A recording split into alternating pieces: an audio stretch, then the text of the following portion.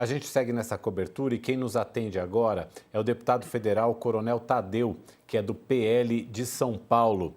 Deputado, bom dia, obrigado por estar aqui com a gente no All News. Bom dia para todos aí. Eu estou vendo Sakamoto, Josias. É um prazer estar com vocês novamente. Bom Deputado, a dia, gente deputado. acabou de ouvir o deputado Rogério Correia e ele nos disse o seguinte, que não há acordo para que seja votada a anistia aos envolvidos nos atos de 8 de janeiro, também não há acordo para que seja votado o fim do foro privilegiado no plenário da Câmara. Ontem, a desocupação da mesa da Câmara se deu com os deputados, principalmente os deputados do PL do seu partido, dizendo que esse acordo passou a existir e que existia um acordo para votar essas duas pautas. Tem acordo ou não tem acordo, deputado?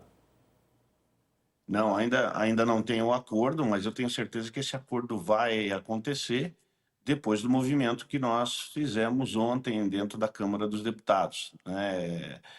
Nós não estamos querendo a aprovação, nós estamos querendo apenas que o Hugo Mota paute que vamos voltar no passado, vamos voltar em fevereiro de 2025, onde ele se comprometeu com a bancada do PL e com a bancada da oposição, né, de pautar esse projeto. Esse projeto é muito caro para a gente, né, e ele precisa honrar esse compromisso, porque senão a gente volta a fazer novamente pressão, né? Nós estamos falando aqui de uma reparação de uma injustiça histórica, né? Fica muito caracterizado aqui a perseguição de milhares de brasileiros, né, que foram criminalizados simplesmente por expressarem a sua opinião, né? Eles participaram de uma manifestação pacífica e apoiando um projeto, né, e simplesmente foram aí colocados atrás das grades, tá? O que a gente está tentando é justamente restaurar esse equilíbrio entre a justiça e a liberdade, né? E eu não estou aqui falando de se perdoar criminosos não, viu, gente? Porque vocês vão lembrar aí dos quadros, dos relógios, das destruições. Eu sou absolutamente favorável que essas pessoas sejam punidas mesmo, mas punidas num processo que tramite de forma legal, tramite de uma forma que a justiça determina, e não da forma que foi, Deputado, né? Eu deputado, quero bom uma dia. conduta individualizada e saber exatamente o que cada um fez para então ser punido. Deputado, bom dia. Obrigado pela presença, antes de mais nada. E agora, eu não estou nem entrando no mérito do projeto que vocês querem colocar em votação. Primeiro, falando da questão da ocupação. Mas o senhor não acha Correto. que o grupo político do qual você faz parte acabou extrapolando porque adotou um método de ocupar as mesas, tanto da Câmara quanto do Senado, que vão muito além do que qualquer previsão de obstrução que está no regimento das duas casas? Né? Como é que o senhor responde essas críticas de que vocês adotaram um comportamento que não está previsto no regimento, um comportamento ilegal ao ocupar a mesa das duas casas para protestar pela pauta? Pois é, Sakamoto, você poderia até pautar dessa forma, com esse raciocínio, se isso já não tivesse tido um precedente dentro da Câmara. Nós não estamos inovando, nós não estamos fazendo algo que nunca ninguém tenha feito. Em 2018, mais precisamente no dia 11 de abril de 2018, a bancada do PT fez a mesma coisa. A bancada do PT obstruiu a Câmara, sentou na mesa diretora pedindo Lula livre.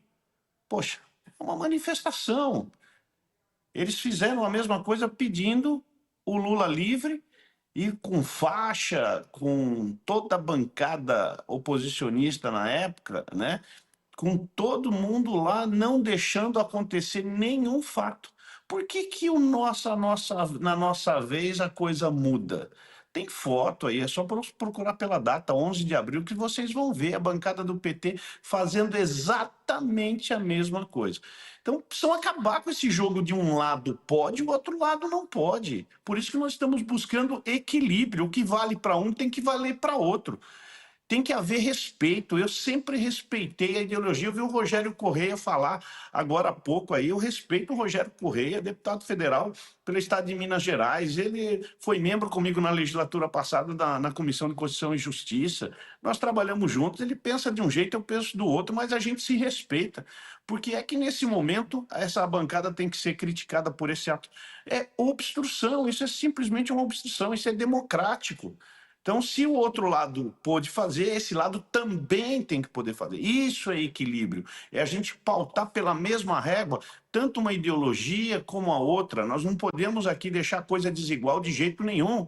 Olha na campanha de 2022, né? É um outro exemplo gritante, onde a Justiça Eleitoral interferiu várias vezes na campanha do presidente Bolsonaro, impedindo ele de colocar alguns fatos, né? Eu dou o exemplo aqui de falar que o Lula não podia falar que o Lula era amigo do Nicolás Maduro. Foi o Lula ganhar a eleição e quem foi recebido com tapete vermelho no Palácio do Planalto? Nicolás Maduro.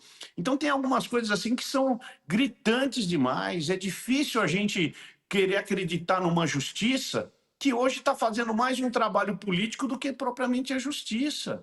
A própria justiça está se autodestruindo com esse tipo de coisa. Eu vi esses dias aí, provavelmente seja... Eu costumo dizer que na política, onde há boato, há fato, né? No interior a gente fala um pouco diferente, mas na política eu aprendi isso. Onde há um boato, há um fato. Estão dizendo que ministros do Supremo Tribunal Federal estão incomodados com essa decisão exagerada, exacerbada, de querer colocar o presidente Bolsonaro em prisão domiciliar. Eu sei onde isso vai chegar. Eles querem tirar o Bolsonaro da eleição de qualquer jeito, né? Pô, tudo bem que ele possa ser inelegível, né? Tudo bem entre aspas, né? Porque já está caracterizado uma injustiça muito grande. Mas eles já estão sabendo que o Bolsonaro tem uma força absurda nas ruas, absurda mesmo, e ele pode fazer uma das maiores bancadas de direita até hoje, já vista dentro do Congresso Nacional, e pode eleger o maior número de senadores de direita que a história já viu. Eles estão com medo, Coronel, então isso faz parte de um plano político, na minha opinião. Isso não é justiça, é um plano político que está em execução. agora há pouco, Coronel, o senhor falava que, ao mencionar o projeto da anistia e tal, o senhor falava que o objetivo não é perdoar criminosos, né? Mencionou gente que foi Não, filmada quebrando relógio, danificando sim. quadros e tal. O que eu queria saber é qual é o seu raciocínio em relação ao ex-presidente Bolsonaro. Ele está lá para ser julgado, está agora na fase de alegações finais. Há um delator, alguns oficiais do Exército admitiram, algumas coisas foram descobertas pela Polícia Federal, o general que esteve lá outro dia reconheceu que havia no computador dele um plano para assassinar autoridades, inclusive, mas foi mera cogitação, um pensamento digitalizado, segundo o raciocínio dele. Eu queria saber do senhor, diante desse contexto, este projeto serviria também para beneficiar o ex-presidente Bolsonaro, ainda nem condenado, que está lá ainda em fase de julgamento, ou não? É só para aqueles que participaram do 8 de janeiro? Olha, a primeira pergunta, José, que você falou em relação ao presidente Bolsonaro, né? E como operador do direito, né, sou bacharel em direito, eu não consigo enxergar absolutamente culpa nenhuma do Bolsonaro. Ouvi falar realmente, está nos autos, no estado de sítio. E para o estado de sítio, que é um ato absolutamente legal, não existe ilegalidade nenhuma em você começar a pensar num estado de sítio, até porque precisa da autorização do Congresso, isso não é crime, isso não é nenhum ato ilegal, que se fosse levado a efeito, né, não teria nenhuma ilegalidade nisso. Agora, o Bolsonaro está sendo acusado por atos de outras pessoas. Aí você citou esse exemplo. Aí eu entro nessa segunda parte da sua pergunta. foi encontrado minutas de golpe, que eu acho que não é de golpe, eu acho que era do estado de sítio ali, né, que se chama o estado de sítio que está previsto na Constituição, na cabeça de alguns agora virou golpe, né? Mas eu não sei se existe uma minuta porque eu nunca vi golpe com Bíblia e com bandeira, sinceramente eu não vi. Em todos os lugares na história eu só vi realmente o uso de força, né? E foi o que eu não vi no dia 8 de janeiro. Então, o Bolsonaro está sendo condenado, né, por atos de outras pessoas. Se alguém pensou e digitalizou, responda por isso. Se alguém escreveu e colocou na gaveta do outro, responda por isso. Então, eu não vejo aonde o Bolsonaro poderia ser beneficiado em eventuais atos criminosos. Sinceramente, eu não sei. Além do que, Josias, eu ainda complemento, tem muita mentira nisso.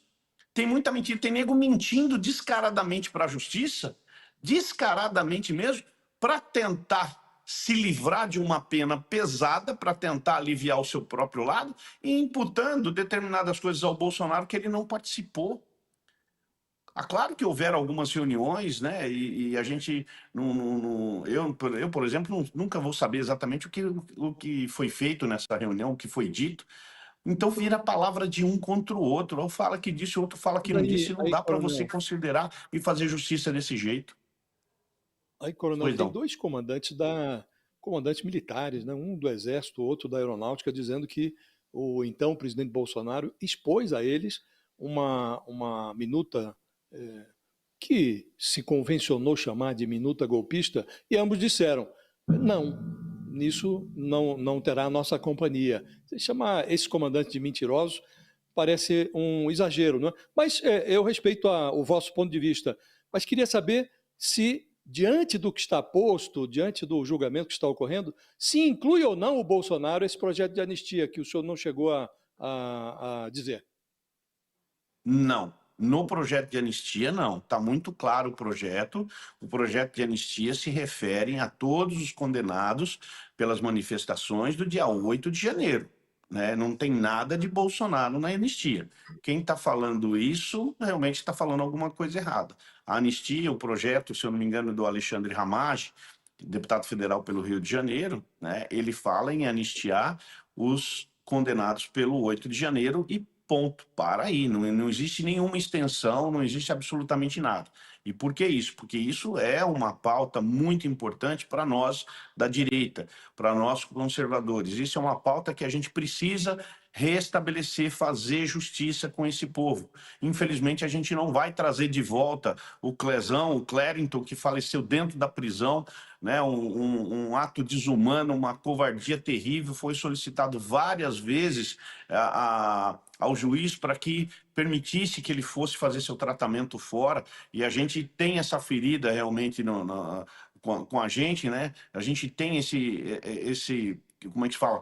Esse ranço em função de tudo isso que aconteceu, porque uma pessoa foi morta dentro da prisão, né? A gente vai se calar diante disso, não dá para admitir uma situação dessa de jeito nenhum. Deputado, o senhor vê clima na Câmara para votar alguns projetos que são, inclusive, de interesse do governo, como, por exemplo, a isenção do imposto de renda para quem ganha até R$ 5.000, a PEC da segurança também, sem contar a LDO que está aí pendente, não foi votada antes do recesso, tanto que nem recesso formal aconteceu. Qual que está o clima atualmente na Câmara para votação de projetos que alguns são de interesse do governo e muitos são de interesse também da própria população? Olha, como dizia Ulisses Guimarães, né, política é uma nuvem no céu. Eu diria que hoje não tem a menor condição. Está muito difícil avançar com essas pautas, por vários motivos. Nós temos aí a oposição fazendo esse enfrentamento ao presidente da Câmara para que paute aí o projeto do fim do foro privilegiado, ao fim das decisões monocráticas, a anistia, são pautas hoje prioritárias para nós. Então, a gente tem que negociar essas pautas primeiro. Nesse Né? sentido, Tudo bem, deputado, a oposição ainda não faz, a oposição ainda não tem essa maioria. Desculpe interrompê-lo, mas nesse sentido, Claro, pois não. A Câmara não estaria com essa atitude olhando mais para os interesses de um determinado grupo político do que dos interesses da própria população? Não, sabe por quê? Porque praticamente tudo é dividido, é um pouco para um lado, é um pouco para o outro, né? Então hoje, por exemplo, você falou do IOF, desculpa, falou do imposto de renda, você falou do imposto de renda, falou da LDO, isso são pautas que interessam o governo, né? E tem outras pautas que interessam a oposição. Então, esse jogo, essa mediação é que cabe ao Hugo Mota e aos líderes fazerem nesse momento, né? E que acredito que hoje, quinta, sexta, sábado, vão ter reuniões e mais reuniões para tratar disso, mas nós já estamos aguardando já um bom tempo. E aqui a própria oposição, a gente não, tirando o mérito desses projetos, a gente não tem assim nenhum problema em relação ao projeto. Pode pautar, é no voto que decide. Né? A questão do imposto de renda, eu tenho, por exemplo, uma crítica muito dura a fazer, que vai se fazer uma renúncia fiscal muito grande e não tem lastro para isso, ou seja, nós vamos acabar endividando muito mais o país. Então, eu tenho esse princípio. O próprio ministro da Fazenda não apresentou ainda, tecnicamente, um projeto que seja viável realmente para suprir essa renúncia de receita, e o Brasil não está para brincadeira, o Brasil não está para abrir mão de receita assim do jeito que estão querendo fazer. Então isso para mim é muito ruim nesse momento, e eu não sou contra essa isenção não, porque essa tabela do imposto de renda está há muitos anos desatualizada, só até a favor do projeto. Mas e aí, da onde é que vai sair esse lastro para cobrir esse rombo? E então esse é um jogo que o próprio presidente tem que fazer, tem que puxar um pouco para um lado e um pouco para o outro. Afinal de contas, mais uma vez eu volto em fevereiro de 2025. O Hugo Mota ele foi eleito com votos da oposição e votos da bancada do governo, em especial do PT, PV, PDT, né, PSOL e PCdoB e Rede. Então, existe esse equilíbrio. Vamos ver o que um lado quer e vamos ver o que o outro lado quer. É isso que a gente espera. Deputado Coronel Tadeu, muito obrigado. Só uma coisinha. Eu preciso chamar um break aqui, Sakamoto. Está em cima da hora, então vou pedir só para que você seja rápido e que a resposta do deputado seja rápida também. Também não, era só para ter... Quando o deputado falou com relação à questão de 2018, né? Na verdade, ele falou de 11 de abril, foi 10 de abril. Né, eu até estava checando, porque eu estava no Congresso Nacional naquele dia fazendo cobertura, né? Eu estava, na verdade, até checando isso aqui. Mas, deputado, a natureza das duas coisas foi completamente diferente. Já houve, inclusive, protestos da direita e da esquerda, como esse do PT de 10 de abril, com cartazes, com faixa. Na época do impeachment da Dilma, a direita também fez no plenário cartazes, faixas, falou, estamos em obstrução.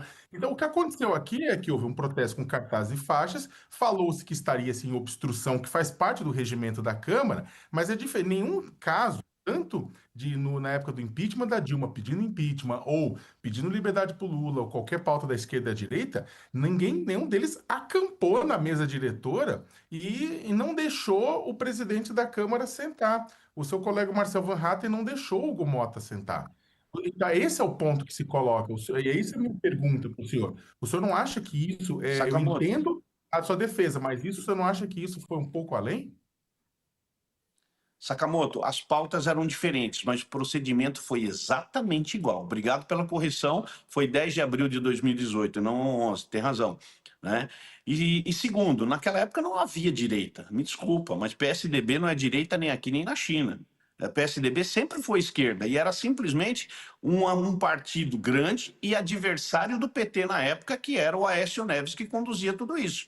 Mas era um partido de centro-esquerda ou até mesmo de esquerda. Eu considero de esquerda. Mas eu estou falando que ninguém acampou, então são deputado. situações... Ninguém acampou o na modus mesa. operandi foi exatamente igual. Direita não existia. Não, mas eu estou falando que ninguém acampou na mesa, ninguém, na verdade, ficou sentado impedindo o presidente de sentar. Eu não estou falando que o senhor fez isso, eu estou falando que alguns dos seus correligionários, nesse processo, fizeram coisas que acabaram avançando, esticando um pouco, além do que tinha sido feito antes.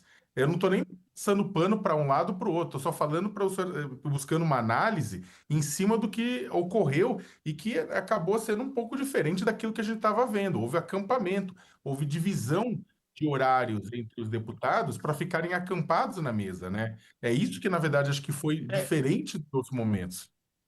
Eu considero essa sua palavra aí, acampamento, um pouco exagerada. Ninguém levou barraca, toalha, travesseiro, colchão, nada disso. A gente sentou na mesa e dormiu na mesa, pronto, acabou o problema, né? Muito simples, é para não desocupar o lugar mesmo, para marcar território ali o tempo inteiro. Eu achei um pouquinho exagerada a sua palavra aí de acampamento.